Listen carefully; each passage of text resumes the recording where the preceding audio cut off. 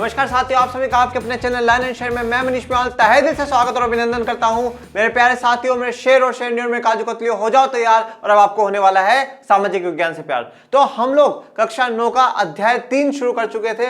हम लोग lecture number 2 पर आज हैं और अध्याय का क्या नाम है? चुनावी राजनीति। और ये कैसा टॉपिक है? ये ऐसा टॉपिक है मेरे प्यारे विद्यार्थियों जो बच्चे से लेकर के बूढ़े तक को सबको इंटरेस्ट आता है। और चाय की दुकान से लेकर के संसद तक अगर भेषबाजी किसी पे चलती है तो चुनाव पे चलती है, राजनीति पे चलती है, ठीक है। और ये कहा जाता है भारत के लोगों के लिए कि अगर पॉलिटिक्स में अगर सबसे ज्यादा कोई इंटरेस्ट है ना तो वो भारत के लोग ही है।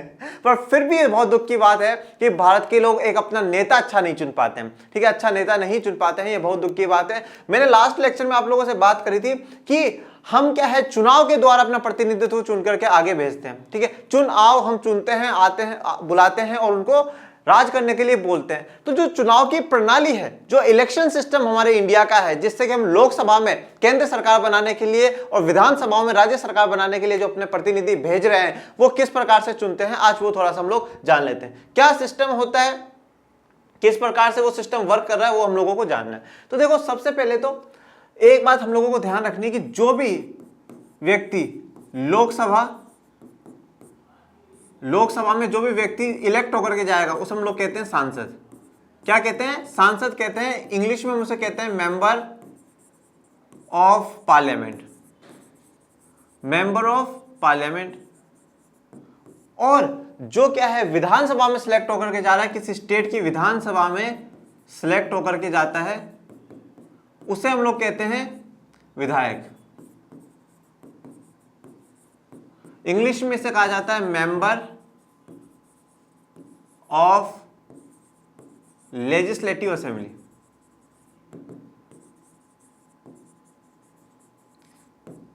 शॉर्ट में एमएलए और यहां पे शॉर्ट में एमपी।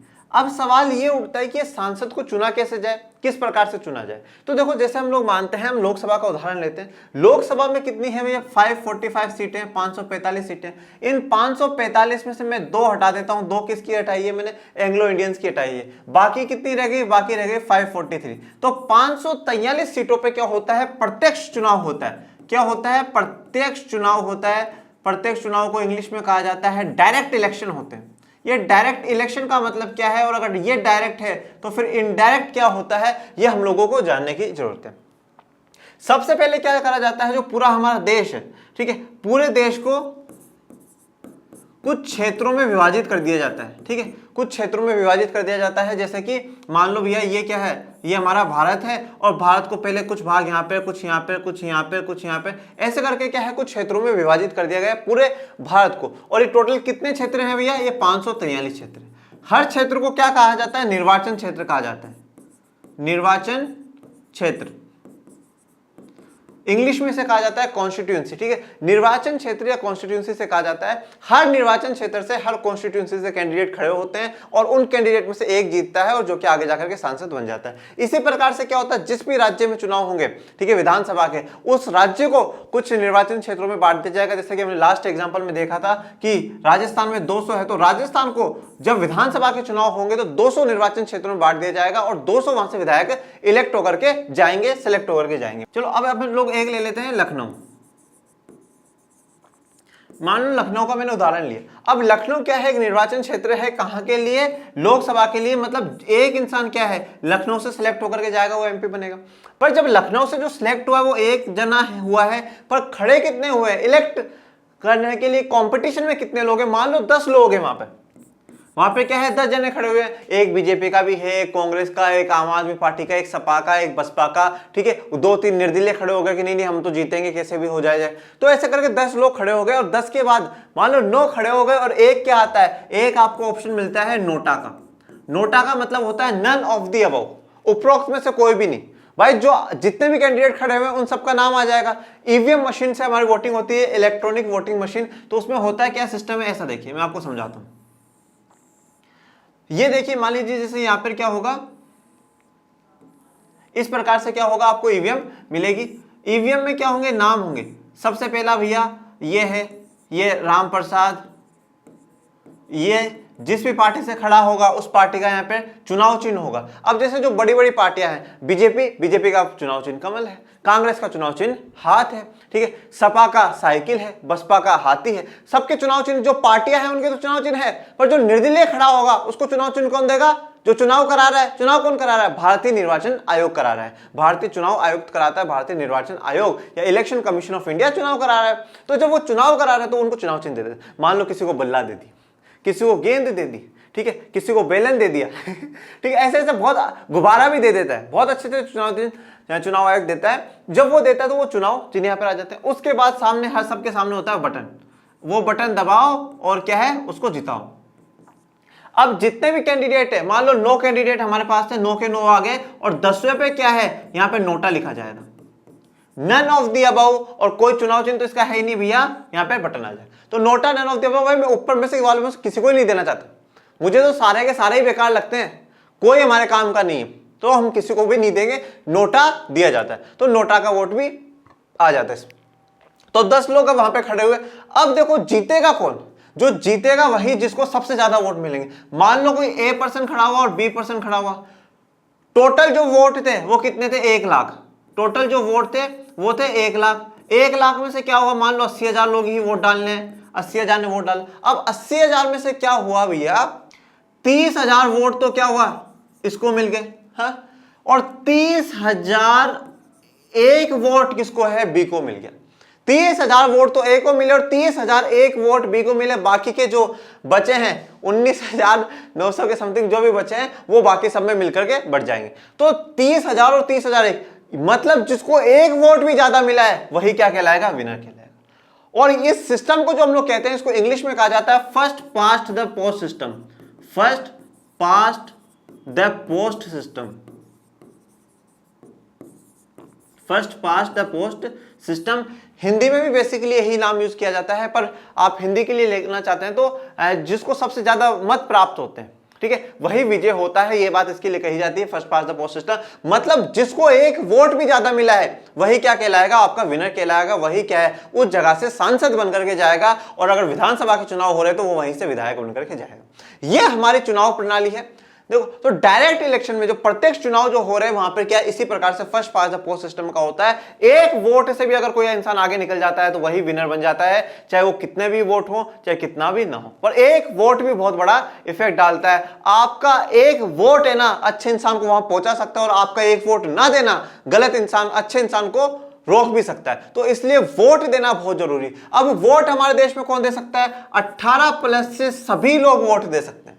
जितने भी 18 साल से ऊपर के लोग हैं वो सभी वोट दे सकते हैं, चाहे वो किसी भी जाति के हो, किसी भी धर्म के हो, किसी भी समुदाय के हो, सब वोट दे सकते हैं। और एक बहुत विशेष हमारे संविधान की जो बात रही वो ये रही कि वन मैन, मैन मतलब इंसान की बात है, यहां पे सिर्फ पुरुषों की बात नहीं करी जा रही। One man one vote one value, एक इंसान एक मत और एक मोल। मतलब एक इंसान, सब हर व्यक्ति का क्या होगा? एक वोट होगा और एक ही मोल उसका वैल्यू होगी। क्या होगा? अंबानी वोट डालेगा, अगर अंबानी साहब वोट डालते हैं तो भी एक ही होगा, और अगर देश का मजदूर किसान वोट डालेगा तो भी एक ही होगा। पुरुष वोट डालेगा तो भी एक ही माना जाएगा, और महिला वोट डालेगी तो भी एक ही माना जाएगा। मतलब यहां पर सबकी जो वैल्यू है ना वो बराबर है, सब बराबर है, सब इक्वल है। और जो इस प्रकार की जो इक्वलिटी हमने दी है इसको क्या कहा जाता है? सब पॉलिटिकल इक्वलिटी कहा जाता है। क्या कहा जाता है? Political equality. पॉलिटिकल इक्वलिटी या राजनीतिक समानता। क्या कहा जाता है? राजनीतिक समानता।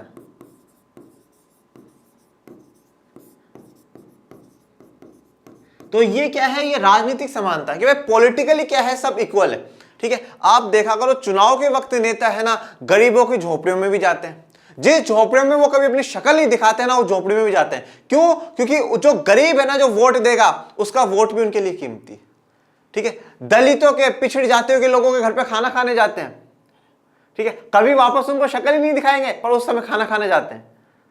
क्यों? क्योंकि वोट इंपॉर्टेंट रखता है। फिर बाद में चाहे भूल जाओ उनको, पर वोट इंपॉर्टेंट रखता है। गरीब मजदूर के पास जाकर के क्या है, उसके साथ काम कराएंगे, खड्डा खोदेंगे, दिखाएंगे पब्लिक को कि भैया हम तो क्या है इतना काम कर रहे हैं, हम तो मजदूरों के ही हैं।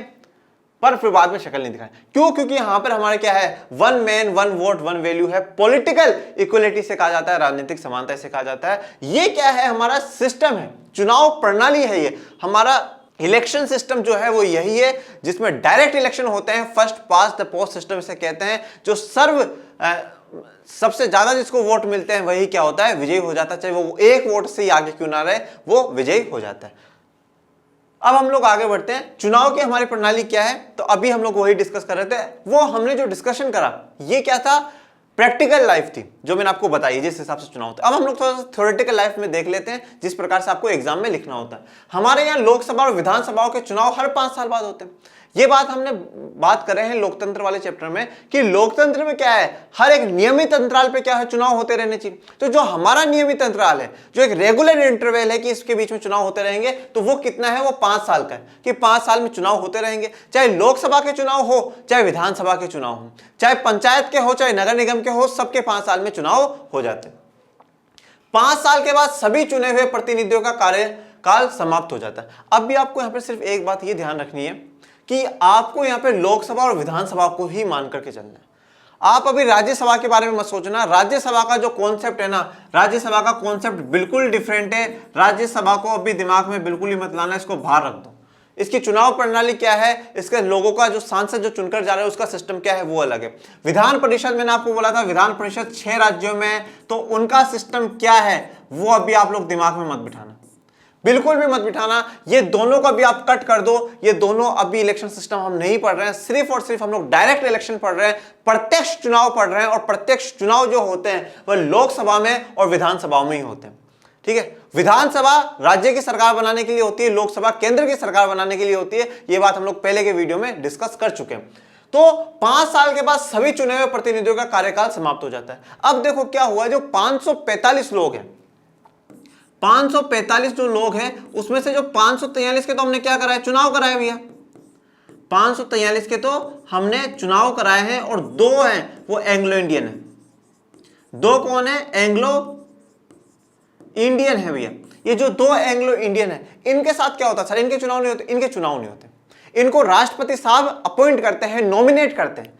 एंग्लो इंडियन क्या है, एंग्लो इंडियन जब हमारे देश में यूरोपियंस का राज चल रहा था, पुर्तगाल हमारे देश में आए, डच, फ्रेंच, ब्रिटिशर्स, ये सब हमारे देश में आए।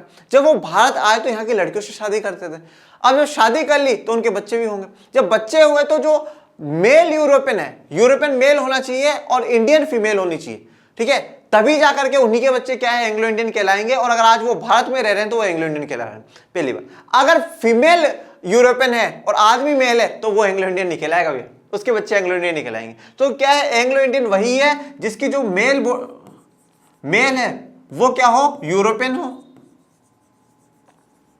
और उसकी शादी किसके साथ हुई हो, फीमेल के साथ हुई हो। हाँ होगी ऑफ कोर्स, फीमेल के साथ ही, बट किसके साथ हो, इंडियन के साथ हुई है। तो इंडियन फीमेल के साथ शादी हुई हो, और जो इनके चाइल्ड है वो क्या कहलाते हैं, एंग्लो यूरोपियंस कहलाते हैं, एंग्लो इंडियंस हमारे लिए कहलाते हैं। तो उनको क्या है, 2 को नॉमिनेट करते हैं, अपॉइंट करते हैं प्रेसिडेंट सर। ठीक है, एक बहुत कम आबादी, 300-400 लोग हैं, और 2019 तक ये प्रावधान था, उसके बाद सरकार ने हटा दिया है। अब 2024 में जब चुनाव होंगे तब पता चलेगा कि एंग्लो इंडियंस के लिए क्या सरकार व्यवस्था करती है, क्या नहीं करती है। हटाया इसलिए गया है क्योंकि इनकी अब टोटल जो आबादी है वो सिर्फ और सिर्फ 300 है।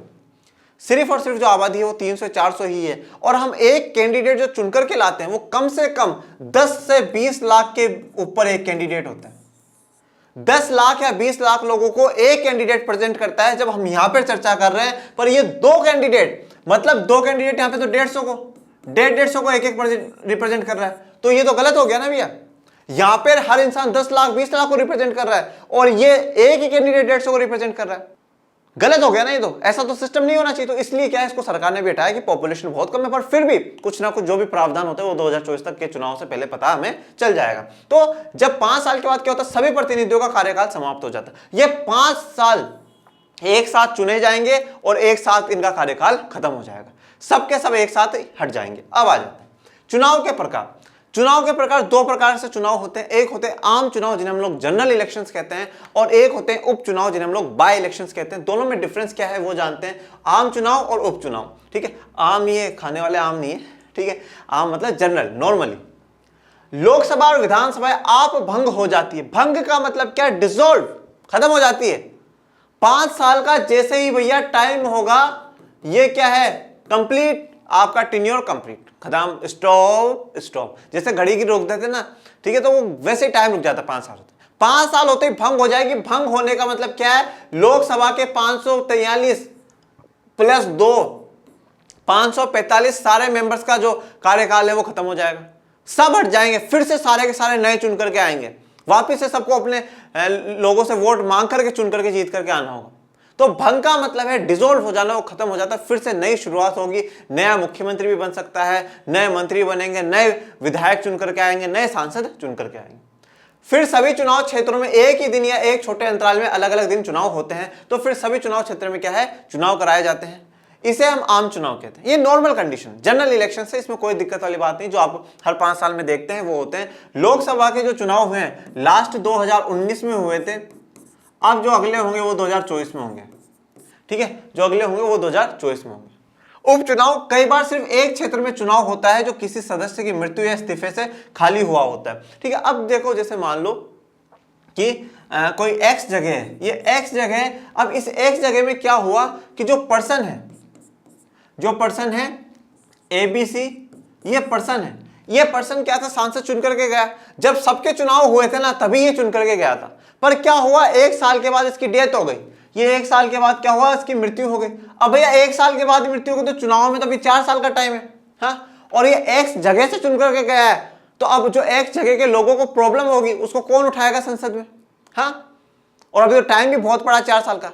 अगर ऐसी कंडीशन हो जाती है, भाई चुनाव कोई से भी हो, विद इन द 6 मंथ, 6 महीने के अंदर अंदर भारत निर्वाचन आयोग को चुनाव कराना जरूरी है।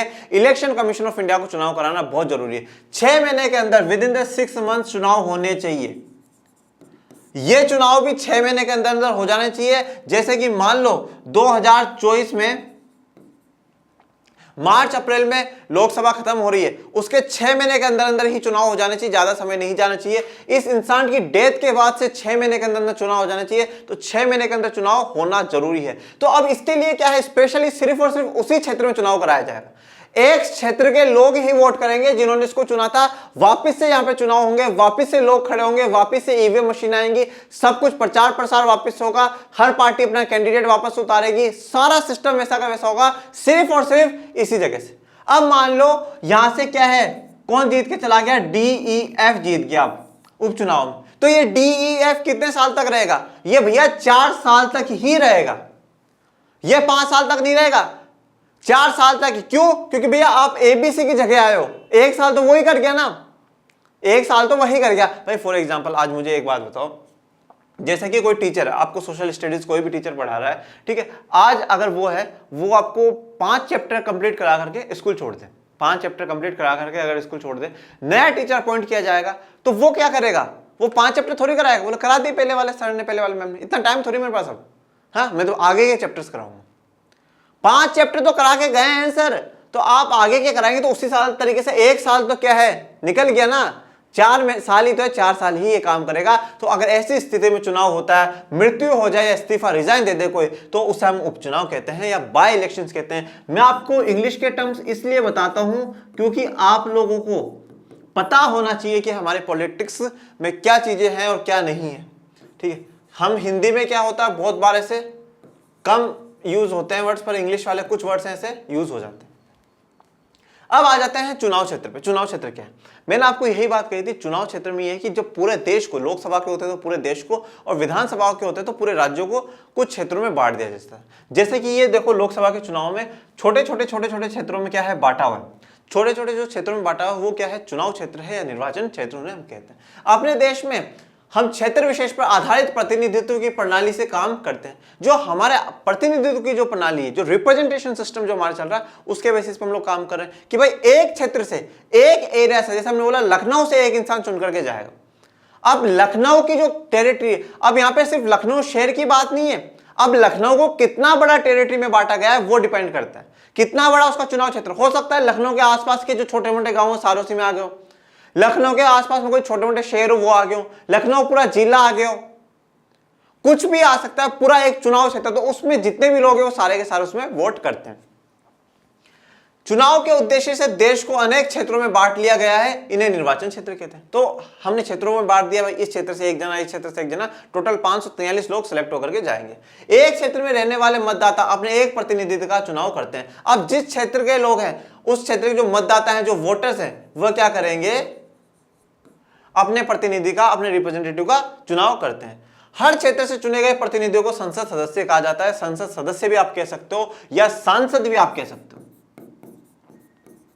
संसद सदस्य या सांसद आप लोग कह सकते हो। लोकतांत्रिक चुनाव की एक विशेषता है हर वोट का बराबर मूल्य। इसीलिए हमारे संविधान में यह व्यवस्था है कि हर चुनाव क्षेत्र में मतदाताओं की संख्या काफी हद तक एक समान हो। देखो अब यहां पर जैसे है, ये दीदी वोट डाल रही है, ये 18 साल से ऊपर है, श्योर 18 साल से ऊपर, 18 साल से ऊपर पहले कोई वोट डाल ही नहीं सकता है, तो 18 साल से ऊपर है तभी ये वोट डाल रहे हैं। तो हमारे यहाँ पे सभी के लोगों की वोट की जो कीमत है वो बराबर है, सब इक्वल है। किसी का वोट ज्यादा वैल्यू का नहीं है, किसी का वोट कम वैल्यू का नहीं है, सभी का वोट एक ही होगा। अब देखो इन्होंने क्या बोला है, हर चुनाव क्षेत्र में मतदाताओं की संख्या काफी हद तक एक समान होती है। देखो आप उदाहरण से इस चीज को समझिएगा, जैसे कि मान लो लखनऊ है, अगर लखनऊ में के क्षेत्र में एक इंसान के ऊपर कितने 10 लाख लोग हैं, 10 लाख लोग ऐसे हैं जो एक इंसान को चुनेंगे, तो जब अगर आगरा में भी है तो आगरा में भी जो बेस होगा वो 10 लाख का ही होगा। हाँ? राजस्थान के जयपुर में भी है तो भी 10 लाख ही होंगे। तो हर क्षेत्र में जो मतदाताओं की संख्या है लगभग सिमिलर रहेंगी। अब ऐसा नहीं है कि 10 लाख एक हो गई सर, 10 लाख एक कैसे हो गई, यहां पे तो 10 लाख, मैं 10 लाख भी मैं श्योर नहीं हूं, 10 लाख है, 15 लाख है, 20 लाख है, पर सारी जगह ऑलमोस्ट सिमिलर सा क्या है वो चला करके रखते हैं, जिससे क्या हो कि सबके पास बराबर के पब्लिक हो और सबको क्या है बराबर का सही सा रिप्रेजेंटेशन मिल सके, यही बात इसलिए रखी गई। इसी प्रकार प्रत्येक राज्य को उसकी विधानसभा की सीटों के हिसाब से बांटा गया है। इन सीटों से निर्वाचित प्रतिनिधियों को विधायक कहते हैं। अब देखो जो क्षेत्र में बांटा गया था, जो निर्वाचन क्षेत्र लखनऊ है, तो लखनऊ की सीट से भाई खेल तो सारा कुर्सी का ही है ना। हाँ, संसद में जाकर के कुर्सी ही तो पानी है, सीट ही तो पानी है, सारा खेल ही सीट का है। सीट के बिना तो कुछ काम हो ही नहीं सकता, तो सीट ही तो हमें चाहिए। तो इसलिए क्या है, हर एक क्षेत्र से जो इंसान जीत करके जाता है उसे हम सीट भी कहते हैं। इसीलिए कहा जाता है कि लोकसभा में 545 सीट्स हैं और 545 सीट्स में 50% से ज्यादा जो जीत जाता है उसी की सरकार बन जाती है। तो इसलिए क्या होता है, और जब राज्य के चुनाव होते हैं, विधानसभाओं के चुनाव होते हैं, तो हम राज्यों को बांट देते हैं और जो भी चुन करके जाता है उसे विधायक कहते हैं। ये बात हम लोग पहले पढ़ चुके हैं। प्रत्येक पंचायत को कई वार्डों में बांटा जाता है, जो छोटे छोटे निर्वाचन क्षेत्र है। प्रत्येक वार्ड से पंचायत या नगर पालिका के लिए एक सदस्य का चुनाव होता है। देखो अब थोड़ा सा इस सिस्टम को आपको मैं समझा देता हूं। पंचायत क्या है, स्थानीय सरकार की हम लोग यहां पे बात कर रहे हैं। किसकी बात कर रहे हैं, स्थानीय सरकार की। हमारे संविधान में ना, जब शुरुआत में हमारा संविधान बनकर के तैयार हुआ, 26 जनवरी 1950 को लागू हुआ, उस समय सिर्फ 2 स्तरीय सरकार थी, एक देश के लिए केंद्र सरकार, एक राज्यों के लिए राज्य सरकार। बाद में महसूस हुआ कि जो गांव में जो लोग हैं, जब कॉलोनी में सड़क टूट जाती है, कॉलोनी में नाली टूट जाती है, कॉलोनी की बाहर की स्ट्रीट लाइट नहीं जलती है, ये प्रॉब्लम्स किसके पास लेकर के जाए। तो फिर क्या हुआ, 1992 से 1992 से स्थानीय सरकार की शुरुआत हुई, जिसे इंग्लिश में कहा जाता है लोकल गवर्नमेंट। लोकल गवर्नमेंट की शुरुआत हुई और उसमें 2 बातें करी गई। एक है पंचायती राज, पंचायती राज, और एक है शहरी स्थानीय शासन, शहरी स्थानीय शासन। पंचायती राज ये कहां पर हो रहा है, ये ग्राम में हो रहा है, गांव में हो रहा है, ठीक है। तो जो गांव में जो लोग चुने जाएंगे, अब क्या होता है, तीसरे लेवल पर, मतलब इंसान को है ना भारत में 3 वोट देने के अधिकार मिल रखे हैं। एक देश की सरकार चुनने का, एक राज्य की सरकार चुनने का, और एक अपनी सरकार चुनने का, ठीक है। स्थानीय सरकार को हम अपनी सरकार कहते हैं। क्यों कहते हैं, देखो जब क्या होगा, यहां पर पंचायती राज में जब ग्राम पंचायत के चुनाव होते हैं ना, एक तो हम चुनते हैं सरपंच, पूरा गांव उसमें वोट करता है, पूरा गांव सरपंच, और एक क्या होता है, गांव को कुछ छोटे छोटे भागों में बांट दिया जाता है, जिन्हें हम लोग कहते हैं वार्ड। हर वार्ड से एक पंच चुना जाएगा। तो हर इंसान क्या है, ग्राम पंचायत के चुनाव में 2 वोट डालता है, एक पंच के लिए, एक सरपंच के लिए। हर राज्य में व्यवस्था अलग हो सकती है। कुछ राज्य में ऐसा होता है कि पंच चुन लिए जाते हैं, फिर वो सरपंच को चुन लेते हैं, ऐसा भी हो सकता है, कुछ भी सिस्टम हो सकता है। हर राज्यों का अलग अलग है सुप्रीम कोर्ट के आदेशों अनुसार। तो क्या है कि एक पंच को चुना जाता है, फिर सरपंच को चुना जाता है। इस प्रकार से क्या हुआ, अब जो भी सरपंच बना है वो आपके गांव का है, वो आपके गांव का। आपके घर के बाहर की सड़क टूट गई, आप उसको सरदर्दी बोल दोगे, अरे सरपंच साहब सड़क टूट गई, सरपंच काम करवाएगा। दो कारण है वो क्यों करवाएगा। पहला कारण तो ये क्योंकि 5 साल बाद वापस उसको आपसे वोट मांगना करना, पहला कारण। दूसरा कारण क्या है, एक व्यवहार भी आपको उसके साथ, वो सरपंच आपके गांव का ही है, वो सरपंच बनने से पहले वो गांव का इंसान है, उसका और आपका कुछ ना कुछ रिलेशन होगा, कुछ ना कुछ जान पहचान होगी। कल को सोचेगा यार मैंने इसका काम नहीं करा, तो देखो यार सरपंच तो 5 साल हो, आने वाले साल ये फिर साथ देगा या नहीं देगा, मेरी दोस्ती खराब हो जाएगी, मेरा व्यवहार खराब हो जाएगा। तो इसलिए क्या है, स्थानीय सरकारें काम करती हैं। तो यहाँ पे पंचायत, शहरी स्थानीय व्यवस्था में आता है नगर निगम, नगर पालिका, नगर परिषद ही आती है, जहां पार्षद चुनते हैं। अपनी हर कॉलोनी को, शहरों को क्या है वार्डों में बांट दिया जाता है, और जहां से हमें हर एक वार्ड से जिसे चुनते हैं उसे कहते हैं पार्षद, इंग्लिश में उसे कहा जाता है काउंसिलर। तो वो पार्षद होता है। मैं आपको जस्ट मेरा पर्सनल एक्सपीरियंस बता रहा हूँ, कुछ दिनों पहले का ही है, ठीक है। हमारे बाहर जो पाइपलाइन है वो टूट गई, वहां से पानी लीकेज होने लगा और प्रॉब्लम होने लगी। हमने पार्षद को फोन करा, मैं यार भैया हमारी पाइपलाइन टूट गई। बोले ठीक है भैया फोटो खींच के भेज दो। हमने फोटो खींच के उनके व्हाट्सएप पे भेज दी, तो व्हाट्सएप पे फोटो खींच के भेज दिया, उसने देखा। 2 दिन ही बाद क्या है, जो वाटर डिपार्टमेंट वाले उनको भेज दिया, बोले यार हमारे वहां पर है कॉलोनी में, उनके जो है नाम बता दिया और उनके वहां की पाइपलाइन टूट के देख करके आओ। वहां पर आ गई टीम, 2 मिनट आधे 1 घंटे में वो ठीक करके वापस चले गए। अब क्या अगर वो पाइपलाइन टूट जाती तो मैं क्या, जो हमारा मुख्यमंत्री उसको फोन कर पाता क्या नहीं कर पाता, विधायक को फोन कर पाता नहीं कर पाता, सांसद को कर पाता नहीं कर पाता, प्रधानमंत्री को कर पाता नहीं कर पाता, राष्ट्रपति को कर पाता नहीं कर पाता। तो क्यों स्थानीय सरकार, क्योंकि वो हमारी सरकार है, अपनी सरकार है। तो ये सरकार चलाने के 2 कारण है कि पहला तो जो लोग है ना वो सच में व्यवस्था से जुड़ सके, लोग सच में पॉलिटिक्स से जुड़ सके, पहला। दूसरा यह है कि जो लोगों की मूलभूत सुविधाएं हैं और उनसे जुड़ी हुई जो भी समस्या है ना, उनका समाधान वहीं की वहीं पर हो जाए। सड़क टूट गई, उसके लिए प्रधानमंत्री विधायक को परेशान होने की जरूरत नहीं है, पार्षद ठीक करवा देगा, हम उसको फंड दे देंगे, उसको पैसा दे देंगे। गांव में पानी नहीं पहुंच रहा, सरपंच करवा देगा। तो ऐसे काफी परेशानियां क्या है यही खत्म हो जाती है। इसलिए क्या है, यहां पे बात करी है पंचायत के बारे में। कई बार निर्वाचन क्षेत्रों को सीट भी कहा जाता है, क्योंकि हर क्षेत्र संसद या विधानसभा की 1 सीट का प्रतिनिधित्व करता है। ये बात हम लोग बिल्कुल अभी से अच्छे से समझ चुके हैं। ये जैसे कि आपको दिखा रहा है कि ग्राम पंचायत का क्या है कार्यालय। पंचायती राज में भी 3 स्तर होते हैं, काफी डीप चला जाएगा फिर आपको समझाने में, ठीक है। ये वैसे 10th में हम लोग बहुत डीप में पढ़ते हैं, पढ़ाया भी है मैंने। तो ये चीज जैसे ग्राम पंचायत की क्या है, मीटिंग चल रही, सरपंच हो सकते हैं, पंच बैठे हुए, कुछ लोग बैठे हुए, मीटिंग चल रही है कि अब आगे क्या फैसले में लेने। अब आ जाते हैं आरक्षित निर्वाचन क्षेत्र में।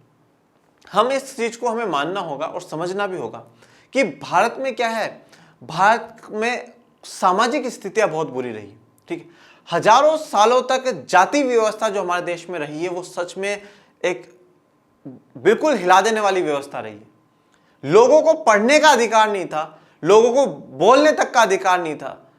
मतलब जहां से जानवर पानी पीता था वहां से वो दलित समाज के, पिछड़ी जाति के लोग पानी नहीं पी पाते। बहुत बुरी स्थिति रही है, ठीक है, बहुत बुरी स्थिति रही। जब इस प्रकार का कमजोर समुदाय 1950 में संविधान आने के बाद एक आस जगती है कि नहीं यार हम लोग क्या है, कुछ अब हमारे मन में कुछ हो, हम भी कुछ कर सके। एक किसी ने कहा भी है कि अगर है ना 1950 से पहले, संविधान से पहले, अगर एक दलित की कोख में, दलित माँ की कोख में बेटा जन्म लेता था तो वो कुछ सोचती नहीं थी।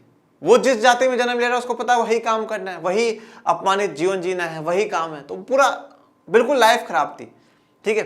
1950 में संविधान आने के बाद जब दलित और पिछड़ी जाति की माँ की कोख में कोई बेटा जन्म ले रहा है, बेटी जन्म ले रही है, वो सपने देखती थी 9 महीने तक, मैं मेरे बेटे को डॉक्टर बनाऊंगी, मैं मेरे बेटे को इंजीनियर बनाऊंगी, मैं भी अब मेरे बेटे को कलेक्टर बाबू बनाऊंगी।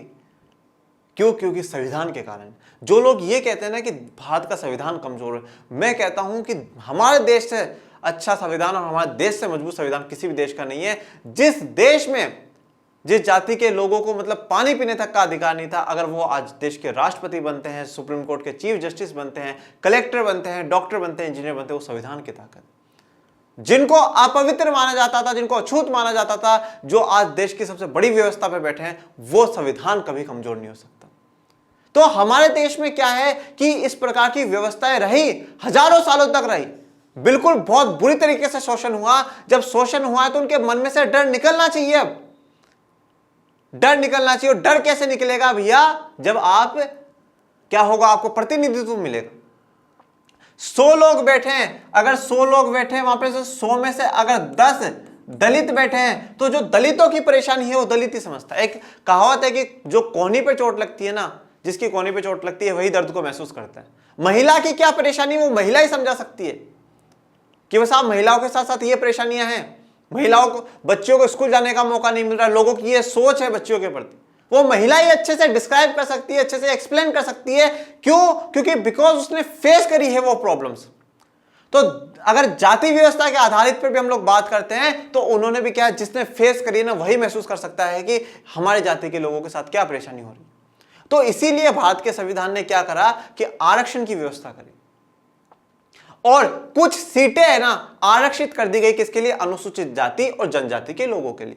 अनुसूचित जाति जिन्हें हम लोग दलित समुदाय कहते हैं, और अनुसूचित जनजाति जो ट्राइब्स है, जो आदिवासी समुदाय के लोग हैं, उनके लिए क्या है, कुछ सीटें रिजर्व कर दी गई कि ये सीटों पर क्या है, सिर्फ और सिर्फ यही इलेक्ट होकर के आएंगे।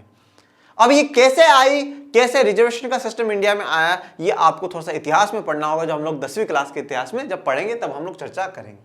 हमारे संविधान निर्माताओं ने कमजोर वर्गों के लिए आरक्षित निर्वाचन क्षेत्र की विशेष व्यवस्था सोची, ठीक है, क्योंकि भाई हमारे देश में बहुत ज्यादा कमजोर थे। बहुत, हमने पालमपुर वाले गांव की कहानी पढ़ी, उसमें भी वो एक इमेजिनरी चैप्टर था, काल्पनिक चैप्टर उसमें था, पर उसमें भी दिखाया गया कि दलित समाज के जो लोग हैं वो गांव के बाहर रह रहे हैं, वो भूमिहीन है, जमीनें नहीं है उनके पास। क्यों? बिकॉज इट्स अ रियलिटी, ये सच्चाई है। तो इसलिए क्या है, जो हमारे संविधान निर्माता है उन्होंने इस चीज को समझा कि नहीं, जो कमजोर वर्ग है उसे मेन स्ट्रीम में लाने के लिए, मुख्य धारा में लाने के लिए, वो भी अपना देश में योगदान दे सके, ठीक है, और वो भी अपने जो पिछड़े हैं, गरीब लोग हैं, उनकी आवाज उठा सके, इसलिए आरक्षित निर्वाचन की प्रणाली की। इसी कारण कुछ चुनाव क्षेत्र अनुसूचित जातियों के लोगों के लिए आरक्षित हैं, तो कुछ क्षेत्र अनुसूचित जनजाति के लोगों के लिए हैं। जैसे कि यहां पर आपको दिख रहा है रिजर्वेशन, रिजर्वेशन मतलब आरक्षण। अनुसूचित जाति के लिए आरक्षित सीट में केवल अनुसूचित जाति का ही व्यक्ति चुनाव लड़ सकता है। तो जो सीट अनुसूचित जाति मतलब शेड्यूल कास्ट, एससी और के लिए है, उसमें सिर्फ एससी का बंदा ही चुनाव लड़ सकता है। इसी तरह सिर्फ अनुसूचित जनजाति मतलब एसटी, शेड्यूल ट्राइब्स के ही व्यक्ति अनुसूचित जनजाति के लिए आरक्षित चुनाव क्षेत्र से चुनाव लड़ सकते हैं। मतलब जो सीट एससी के लिए बुक कर दी है वो एससी वाला ही वहां से चुनाव लड़ेगा, जो एसटी के लिए बुक कर दी है वो एसटी वाला ही वहां से चुनाव लड़ेगा। अभी लोकसभा की 84 सीटें अनुसूचित जातियों के लिए और 47 सीटें अनुसूचित जनजातियों के लिए आरक्षित है 26 जनवरी 2019 की स्थिति के अनुसार। इस 26 जनवरी 2019 तक तो 84 तो कितनी है, एससी की है, और 47 किसकी है, एसटी की है। टोटल कितनी हो गई भैया, 131 सीटें क्या है, एससी एसटी के लिए रिजर्व करी गई है। तो 543 में से 131, अब भैया 543 में से माइनस कर देते हैं, 412 सीटें अभी भी ओपन है, अभी भी उसमें ओपन है, उसमें किसी का रिजर्वेशन नहीं है। ये सीटें पूरी सीट का आबादी में इन समूहों के हिस्से के अनुपात में, मतलब क्या है, जितनी लोगों की पॉपुलेशन है ना एससी एसटी की, उसी के हिसाब से दिया गया, उसी के हिसाब से दिया गया। ये कहना बिल्कुल गलत है कि भाई इस समुदाय के लोगों ने उस समुदाय की सीट को छीन लिया, उनके अधिकारों को छीन लिया, ठीक है, ये कहना बिल्कुल गलत है। तो जितनी इनकी आबादी उसी आबादी के हिसाब से दिया गया है। क्यों? क्योंकि अपनी आबादी का प्रतिनिधित्व कर सके। 131 दिए, 412 तो ओपन छोड़िए, ठीक है। इस प्रकार अनुसूचित जातियों और जनजातियों के लिए आरक्षित सीटें किसी अन्य समूह के हिस्से में से कुछ नहीं लेती, किसी अन्य समूह के हिस्से में से नहीं, जितनी उनकी पॉपुलेशन है, जितना उनका शेयर बनता है, उस शेयर के हिसाब से ही वो लोग ले रहे हैं। बिल्कुल किसी दूसरे समुदाय की या उसकी नहीं छीन रहे हैं, किसी का अधिकार नहीं छीना जा रहा है। और जब हम लोग आरक्षण की बात करते हैं, अफर्मेटिव एक्शन के नाम से दुनिया में अलग अलग देशों में अलग अलग हिसाब की प्रणाली चल रही है, पहली बात। दूसरी बात आपको यह भी ध्यान रखने की है कि हमारे देश में जो आरक्षण व्यवस्था है, राजनीतिक आरक्षण की जो व्यवस्था है, वो लोकसभा और विधानसभा के चुनाव में, राज्यसभा के चुनाव में नहीं है, विधान परिषद के चुनाव में नहीं है, राष्ट्रपति के चुनाव में नहीं है, उपराष्ट्रपति के चुनाव में नहीं है, प्रधानमंत्री चुनने के लिए नहीं है, मंत्री चुनने के लिए नहीं है। तो आज भी हम लोग ये देखते हैं कि 74 साल हमारी आजादी को हो गए, आज तक एक भी हम लोग दलित प्राइम मिनिस्टर नहीं दे सके, ठीक है। बड़ी जो मिनिस्ट्रीज हैं, अभी भी आज तक किसी बड़ी मिनिस्ट्री का होल्डिंग पावर जो है कभी शेड्यूल कास्ट शेड्यूल ट्राइब के हाथों में नहीं गया, ठीक है। तो हमारी जो सिर्फ सीटें जो रिजर्व है वो सांसद और विधायक तक ही है, ठीक है। लोकसभा का सांसद है, विधानसभा का विधायक बनाने तक ही है, उसके आगे नहीं कि भाई आप इतने मंत्री तो एससी के बनाओ, ये नहीं बोला है, ठीक है। बल्कि आप 10वीं में जब जाकर के पढ़ोगे तो हम लोग पढ़ते हैं सत्ता की साझेदारी, तो उसमें क्या है, बेल्जियम की कहानी पढ़ेंगे जहां पर डच और फ्रेंच ये भी फिक्स कर देते हैं कि इतने मिनिस्टर डच के और इतने मिनिस्टर फ्रेंच के। ये भी एक प्रकार का आरक्षण व्यवस्था है जो कि दूसरे देश अपना रहे हैं। तो ये कहना गलत है कि सिर्फ हमारे देश में ही आरक्षण व्यवस्था है। कमजोर समूह के लिए आरक्षण की यह व्यवस्था बाद में जिला और स्थानीय स्तर पर भी लागू करेगी। तो फिर जब 1992 में स्थानीय सरकारें बनाई गई तो यह व्यवस्था वहां पर भी लागू कर दी गई। अनेक राज्यों में अब ग्रामीण पंचायतों, शहरी नगरपालिका और नगर निगमों में, स्थायी निकायों में अन्य पिछड़े वर्ग के लिए भी आरक्षण लागू किया गया। देखो हमारे जो है 4 प्रकार है। एक तो है सामान्य। तो सामान्य में तो सभी जो जातियां हैं वो आ जाती, ऊंची जाति जो विशिष्ट जिसे हम कहते हैं। उसके बाद एक है पिछड़ी जातियां, फिर एक है पिछड़े वर्ग की, फिर एक है अनुसूचित जाति और एक है अनुसूचित जनजाति। इसे ओबीसी, इसे एससी और इसे एसटी और ये जनरल में आ जाता है सामान्य। तो ये 4 प्रकार से। तो पहले लोकसभा और विधानसभाओं में सिर्फ एससी एसटी के लिए है, पर जब बाद में स्थानीय शासन में जोड़ा गया तो ओबीसी के जो लोग हैं उनको भी क्या है, सीटें रिजर्व करी गई। कहां पर? स्थानीय सरकारों में। पर हमारे हर राज्य में आरक्षित सीटों का अनुपात अलग अलग है। हर राज्य में अलग अलग है भाई। यूपी में अगर ज्यादा पॉपुलेशन है तो उस हिसाब से सीटें हैं, राजस्थान में कम है तो कम हो सकता है, बिहार में कम है तो कम हो सकता है। जहां जिस हिसाब से उस हिसाब से दिया गया है। तो हर राज्यों में सीटें आरक्षित अलग अलग है। इसी के साथ जो आज का हमारा वीडियो नंबर लेक्चर नंबर 2 है ये कंप्लीट होता है। आज के टॉपिक के बाद जो अगला टॉपिक है वो और भी इंपॉर्टेंट है कि वोटर्स कौन कौन है, वोटर लिस्ट कैसे बनती है। मतलब आप, मैं ये कहता हूं 9th और 10th की है ना ये जो किताबें हैं, ये सिर्फ है ना कक्षा वाले बच्चों को नहीं, सबको पढ़नी चाहिए। आपके आगे तक के कॉन्सेप्ट क्लियर हो जाते हैं। अगर आपका सपना आईएएस बनने का है, आईपीएस बनने का है, मतलब बिल्कुल क्लियर कर देता है। जो बच्चा 6 to 12 तक की एनसीईआरटी अगर सामाजिक विज्ञान की पढ़ लेना, मैं गारंटी के साथ आप लोगों को कहता हूं कि आप बहुत कुछ अपने देश के बारे में जानने लग जाओगे, बहुत कुछ, ठीक है। और हर सिस्टम के पीछे के कारण जान पाओगे अगर आप बहुत अच्छे से तैयारी करते हो। तो इसीलिए कहता हूं कि हमारे वीडियो को ज्यादा से ज्यादा तक सब लोगों तक फैलाओ आप।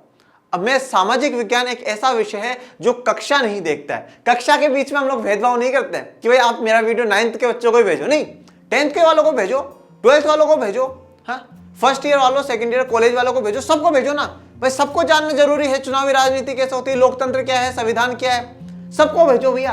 तो भाई देखो मैं भेदभाव किसी में नहीं करता हूं, सबको वीडियो भेजो, कहीं नहीं रुकना चाहिए। कोरोना महामारी को फैलाओ मत, घरों में रहो, सुरक्षित रहो और हमारे वीडियोस को ज्यादा से ज्यादा आप फैलाएं। लर्न एंड शेयर को लाइक करें, शेयर करें, सब्सक्राइब करें। Thank you so much.